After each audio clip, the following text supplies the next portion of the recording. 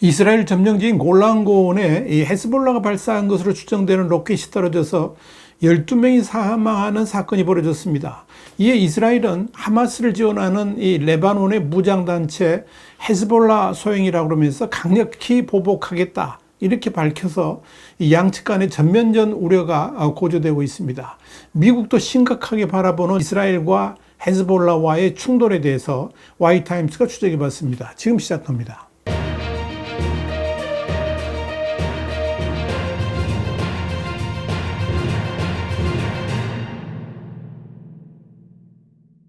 뉴욕타임스는 현지 시간으로 28일 레바논에서 날아온 로켓이 이스라엘 점령지인 골란고원에 떨어지면서 최소 12명의 어린이와 청소년이 사망하는 사건이 벌어졌는데, 이는 최근 몇 달 동안의 이스라엘 북부 국경 너머에서 발생한 가장 치명적인 공격이었다, 이렇게 보도를 했습니다. 부상당한 이들은 대부분이 10대와 청소년들이었고 당시 그곳에서 축구를 하고 있었습니다. 이에 이스라엘군은 레바논의 시아파 무장정파 헤즈볼라가 마살 삼스를 향해서 로켓을 발사했다 그러면서 강력하게 대응할 것이다, 이렇게 밝혔습니다. 이에 앞서서 레바논 남부 크파르킬라에서 헤즈볼라 무장대원 4명이 이스라엘 공격으로 사망한 바 있습니다. 헤즈볼라는 보복 차원에서 카투샤 로켓 등으로 최소 4차례 공격을 했지만 축구장 공습은 자신들과 무관하다라고 주장하고 있습니다. 그러나 헤즈볼라 일부 단체들은 이스라엘 북부를 향한 로켓 공격이 자신들의 소행이라고 인정을 했습니다. 사실 이스라엘과 헤즈볼라는 부분적인 공격을 치고받기는 했지만 전면적인 전쟁 국면으로는 흘러가지를 않았습니다. 다시 말씀드려서 이스라엘이 남쪽 가자 지구에서 10개월여 동안 전투를 벌이고 있지만 북쪽 헤즈볼라하고는 국지전 성격의 교전만 벌였다는 이야기입니다. 수개월 동안 무장한 이 헤즈볼라는 하마스와 연대해가지고 이스라엘에 수천 발의 미사일과 드론을 발사했고, 이로 인해서 수만 명의 이스라엘인들이 대피를 해야만 했습니다. 이스라엘은 이에 대한 보복 차원에서 레바논 국경 마을을 파괴를 했고, 그곳에 거주하던 9만여 명이 북쪽으로 피난을 갔습니다. 또 이스라엘은 그동안에 무장한 헤즈볼라 460여 명을 사살했습니다. 그럼에도 이 이스라엘과 헤즈볼라는 양쪽을 황폐화시킬 수 있는 전면전은 가능하면 삼가해 왔었습니다. 그러나 이번 골란고원을 향한 헤즈볼라의 미사일 공격은 이스라엘이 그냥 넘기기에는 이미 어렵게 됐습니다. 이스라엘 정부 자체가 이 헤즈볼라가 레드라인을 넘었다라고 선언을 하고 나섰기 때문입니다. 이에 따라서 미국을 방문 중이던 베냐민 네타냐후 총리가 급거 귀국길에 올랐습니다. 네타냐후 총리실은 긴급 배포한 성명에서 이스라엘은 이 살인적인 공격을 강구하지 않을 것이라 그러면서 헤즈볼라는 지금까지 치르지 않았던 막대한 대가를 피할 수 없게 될 것이다, 이렇게 경고했습니다. 이스라엘군 대변인인 다니엘 하가리 소장도 지난해 10월 7일 팔레스타인 무장정파 하마스의 기습 이후에 이스라엘 민간인에 대한 가장 잔혹한 공격이라고 그러면서 축구장을 공격한 로켓은 이란 모델인 팔라크-1으로 50kg의 탄두를 장착했는데, 그 로켓은 레바논에서 오직 헤즈볼라만이 보유하고 있다, 이렇게 밝혔습니다. 하가리 소장은 이어서 우리는 북부 국경의 완전한 안보를 회복하기 위해서 행동할 것이라고 그러면서 헤즈볼라에 대한 대응을 준비하겠다라고 말했습니다. 이스라엘의 카츠 외무장관도 오늘 헤즈볼라의 공격은 레드라인을 넘었기 때문에 이에 걸맞는 대응이 있을 것이다 그러면서 헤즈볼라와 레바논을 상대로 전면전의 순간이 다가오고 있다라고 말했습니다. 이 골란고원은 이스라엘이 1967년 제3차 중동전쟁 당시에 이 시리아로부터 점령한 땅입니다. 시아파 문파인 드루즈파를 믿는 시리아계 주민 2만여 명, 그리고 이스라엘 정착민들이 거주하고 있습니다.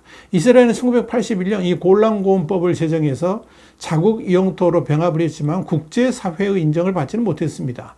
이스라엘은 지난해 10월 가자지구 전쟁 개전 이후에 레바논 국경지대에서 헤즈볼라와 연일 충돌을 해왔습니다.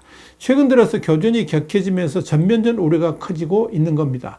지금까지 민간인을 포함해서 레바논 측에서 450명 이상, 이스라엘에서 34명이 사망했다라고 AP통신은 집계를 했습니다. 눈여겨볼 것은 최근 들어서 이스라엘 내에서도 이 하마스하고의 전쟁 휴전에 동의하는 분위기가 팽배해졌는데, 이 헤즈볼라의 도발로 또다시 전쟁 불사 여론이 급증할 것으로 보인다는 점입니다.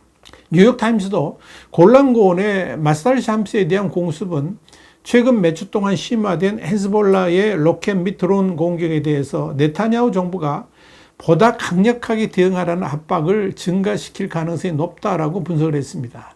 뉴욕타임스는 그러면서 카네기 중동센터의 베이르 펠로인 모하나드 하게 알리의 견해를 인용해서 이스라엘이 헤즈볼라의 이번 공습에 강력하게 대응할 것이라고 말했지만 헤즈볼라는 전면전 위험을 감수하지 않기 위해서 자제력을 보일 것이다, 이렇게 덧붙였습니다. 이에 관련해서 레바논 정부는 헤즈볼라나 다른 무장단체의 이름을 밝히지 않고도 모든 민간인을 대상으로 한 모든 폭력과 침략 행위를 비난했으며 이들을 표적으로 삼는 것은 국제법의 노골적인 위반이다, 이렇게 주장했습니다.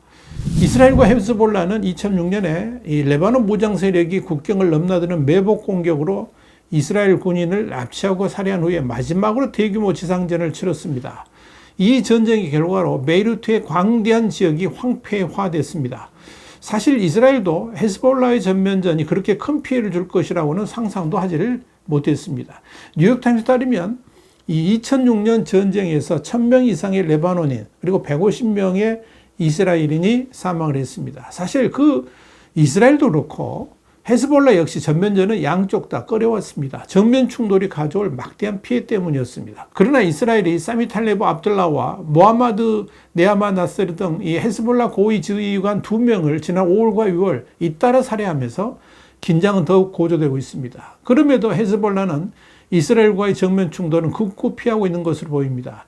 헤즈볼라는 골란고원 피격이 있은 직후 27일 텔레그램을 통해서 골란고원을 향한 로켓 발사는 헤즈볼라와 전면 무관하다, 이렇게 강력하게 부인했습니다. 그러나 이스라엘 방위군은 골란고원을 향한 로켓은 레바논 남부 체바 마을 북쪽에 위치한 지역에서 발사된 것이라 그러면서 헤즈볼라가 공격한 것이 확실하다라고 밝혔습니다. 그런데 중요한 것은 이스라엘의 현재 분위기가 헤즈볼라에 대해서 분명한 보복을 가할 가능성이 아주 높다는 겁니다. 특히 미국을 비롯한 국제사회의 압박 속에 가자지구 전쟁과 관련된 휴전 요구가 본물치고 있었는데 이는 전쟁을 지속하려는 이스라엘 내부의 강경 우파의 뜻과는 반한 것이었습니다. 그런데 휴전 분위기가 고조되고 있는 시점에 때마침 헤즈볼라의 도발로 보이는 이 로켓이 골란고원에 떨어져 가지고 어린이와 청소년들이 사망하거나 부상당하는 사건이 벌어지면서 이젠 헤즈볼라하고의 전면전이라는 강경 분위기가 다시 힘을 얻고 있다라고 볼 수 있을 겁니다. 그러나 이스라엘과 헤즈볼라와의 전면전은 결코 일방적이지 않을 가능성이 높다는 점에서 미국의 고민은 커집니다. 헤즈볼라는 오랫동안 전쟁을 준비해 왔습니다. 이스라엘 당국이 추산한 바에 따르면 최소 15만 개의 미사일과 로켓을 헤즈볼라가 보유하고 있을 것으로 추정을 합니다. 이 가운데 약 5천여 개를 지난해 10월에 이 하마스 공격 이후에 사용했다 하더라도 아직도 헤즈볼라에게는 이스라엘을 공격할 수 있는 무기가 충분하다고 볼 수 있습니다.